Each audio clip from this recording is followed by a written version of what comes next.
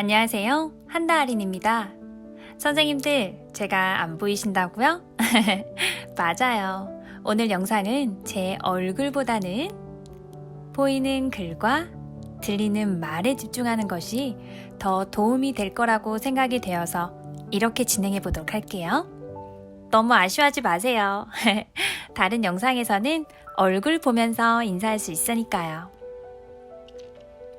자, 선생님들, 벌써 올해도 약 한 달 반 정도밖에 남지 않았어요. 어떻게 잘 지내고 계신가요? 올해 우리는 코로나로 시작되었고 거리두기 1단계, 2단계, 3단계 이렇게 왔다 갔다 하는 상황 속에서 아이들을 맞이하였어요.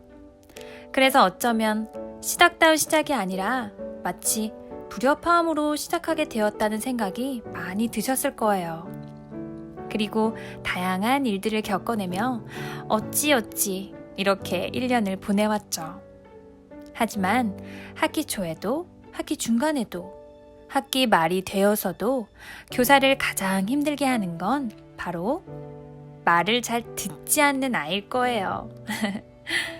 교사인 내 말을 잘 듣지 않는 아이. 수백 번 똑같은 말을 하도록 하는 아이.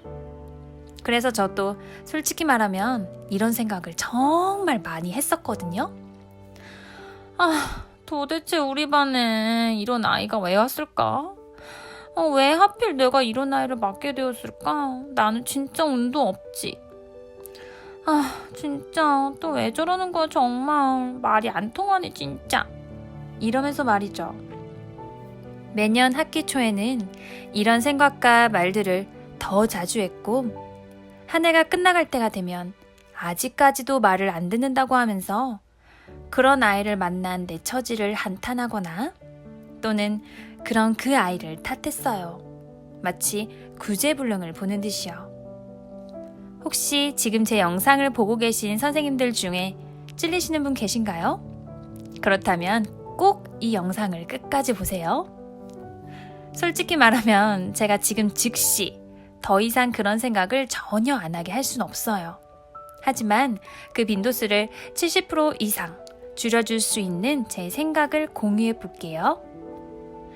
선생님들, 지금부터 모르는 사람이 하는 말을 우연히 듣게 되었다고 가정하고 무슨 말을 하는지 잘 들어보세요. 진짜 도대체 왜 하필 우리 반에 저런 애가 왔어? 진짜 스트레스 받아. 도대체 왜 저래? 어떠세요? 어디서 많이 들어보셨죠? 이 말을 들었을 때 마음이 어떠세요? 방금 전에 저는 우리가 많이 느꼈던 마음을 객관화해서 듣도록 했어요. 그게 우리들의 마음이었어요. 어떤 생각이 드세요? 저는 객관화해서 들었을 때 두 가지 생각이 떠올랐어요. 첫 번째 생각은 아이고 얼마나 힘들길래 진짜 스트레스 받겠다. 그래도 우리 반 아니어서 다행이다. 두 번째 생각 무슨 저런 심한 말을 해? 지도는 잘 해봤나?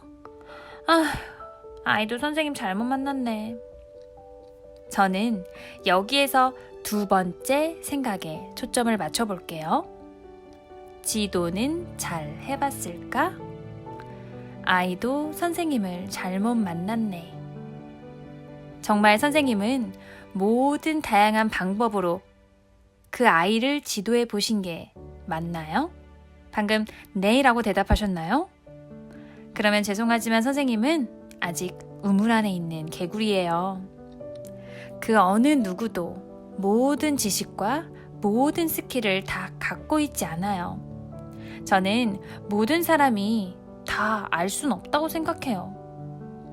아무리 우리 눈에 경험이 많아서 잘하는 선배 선생님들, 교수님들, 전문가들도 분명 모르는 게 있어요. 우리는 말을 잘 듣지 않는 아이에 대한 해결을 위해 자신이 살고 있는 우물 안에서 알고 있는 모든 걸 해본 거겠죠?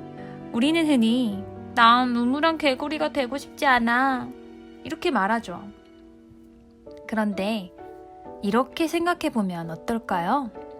그 말 안 듣는 아이는 바로 내가 사는 곳을 우물에서 더 넓은 세상으로 넓혀줄 수 있는 아이라고요. 나를 자극해주지 않는 착한 아이들은 물론 우리를 행복하게 해주죠. 그런데 아마 계속 우물 안에서 편안히 살도록 할 거예요. 하지만 우리의 말을 안 듣는 아이는 우리를 가만히 있도록 하질 않죠.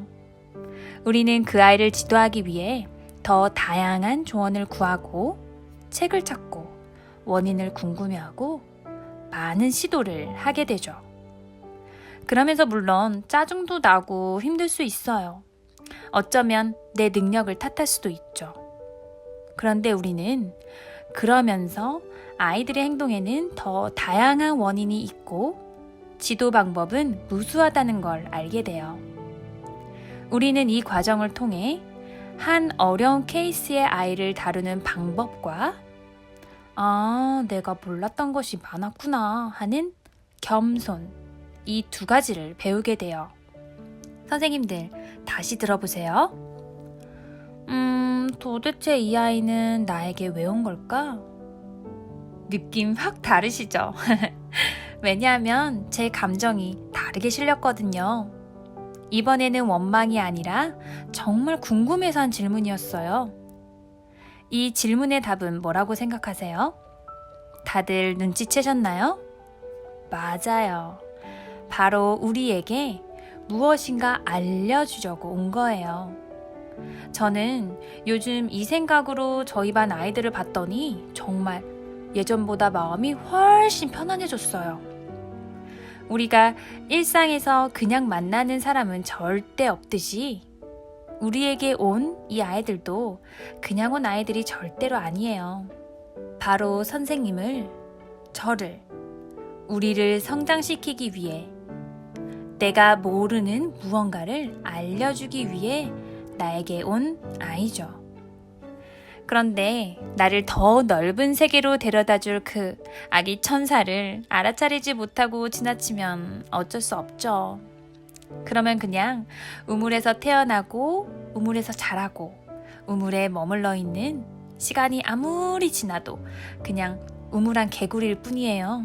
시간이 흘러도 스킬도 그다지 쌓이지도 않았고 아무도 나에게 조언을 구하지 않는 그냥 나이 많은 교사가 될 뿐이죠. 선생님들, 매슬로우라고 들어보셨죠? 네, 아주 유명한 학자인데요. 매슬로우의 욕구 이론 피라미드에도 보면 인정받고 싶고 존경받고 싶은 욕구가 피라미드의 상위 부분을 차지하고 있죠. 그만큼 그 욕구가 충족될수록 우리는 더 행복에 가까워지고 만족스러운 삶을 살게 되는 거예요. 솔직히 말해서 저는 인정도 존경도 모두 받고 싶어요.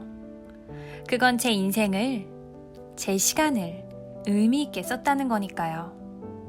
그래서 저는 그 천사를 알아차리고 더 넓은 세상으로 나가기 위해 노력할 거예요. 지금 이 영상을 보고 계시다면 선생님은 이제 선택을 해야 한다는 것을 아실 거예요. 우리 반의 그 아이를 어떤 관점으로 바라볼 것인가 하는 선택이요. 물론 처음에는 잘 적용도 안 되고 하루, 아니 몇 시간 만에 천사고 뭐고 다 필요 없고 진짜 말을 안 듣는다고 짜증이 날지도 몰라요. 다시 원망의 마음이 나를 지배할 거예요. 당연해요. 제가 해보니까 처음에는 힘들더라고요. 그런데 포기하지 마세요. 저를 힘들게 하는 아이를 보면서 마음속으로 이 아이가 도대체 나에게 알려주려고 한 것은 무엇일까? 무엇을 숨기고 있는 걸까? 이런 생각을 해보세요. 그러면 순식간에 나를 지배하고 있던 화, 짜증, 원망 다 사그라드는 걸 느끼실 수 있을 거예요.